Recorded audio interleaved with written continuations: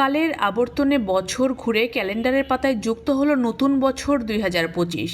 গত বছর অর্থাৎ ২০২৪ সালে দেশের প্রেক্ষাগৃহে মুক্তি পেয়েছিল অর্ধশত সিনেমা। মাত্র ১২,০০০ টাকায় সুন্দরবন ভ্রমণ করুন, your tours and travels Bogura. তবে অধিকাংশই দর্শকদের প্রত্যাশা পূরণে ব্যর্থ। ২০২৫ কি ঢাকাই সিনেমার জন্য নতুন সূচনা আনবে? এবছর মুক্তির আভাস দিয়েছে বেশ কিছু বিগ বাজেটের সিনেমা। তার মধ্যে প্রথমেই আছে বরবাদ। শাকিব খান ও কলকাতার ইদিকা পালকে নিয়ে আসছে বরবাদ। মেহেদী হাসান হৃদয় পরিচালনার অ্যাকশন ঘরানার এই সিনেমাটি ঈদুল ফিতরে মুক্তি পাবে। দাগি, আফরান নিশোর দ্বিতীয় সিনেমা দাগি ঈদে মুক্তি পাবে। এতে তার সঙ্গে থাকবে তমা মির্জা ও সুনেরা বিনতে কামাল, পরিচালনায় শিহাব শাহীন।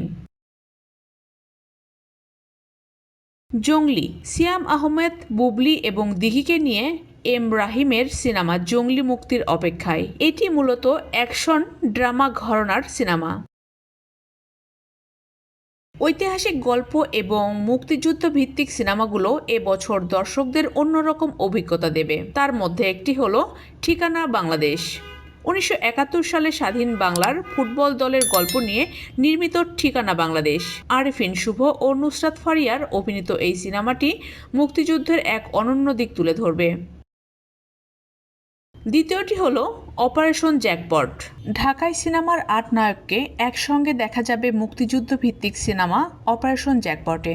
তাদের মধ্যে রয়েছে অনন্ত জলিল, ইমন, নীরব, রোশন, শিপন মিত্র, সাঞ্জু জন, জয়, আমান রেজা। এটি যৌথভাবে পরিচালনা করছেন দেলোয়ার জাহান ঝন্টু ও রাজীব কুমার। তবে সিনেমাটির মুক্তির ব্যাপারে আনুষ্ঠানিক কোনো ঘোষণা এখনও পাওয়া যায়নি। ২০২৫ সালে ঢাকায় সিনেমায় নতুন তারকাদের অভিষেক এবং ভিন্নধর্মী গল্পের বেশ কিছু প্রজেক্ট আসছে। প্রথমটি হলো সাবা। মেহজাবিন চৌধুরীর প্রথম সিনেমা সাবা এবছর মুক্তি পাবে। আরেকটি হলো মধ্যবিত্ত। প্রয়াত মাসুম আজিজ অভিনীত শেষ সিনেমা মধ্যবিত্ত বছরের প্রথম মুক্তিপ্রাপ্ত সিনেমা হতে যাচ্ছে। চলতি বছরের মুক্তির মিছিলে রয়েছে রিক্সা গার্ল, চাদর, পুলসিরাত, প্রেম পুরাণ, কয়লা, তুমি যেখানে আমি সেখানে, ছায়া নামের সিনেমাগুলোও।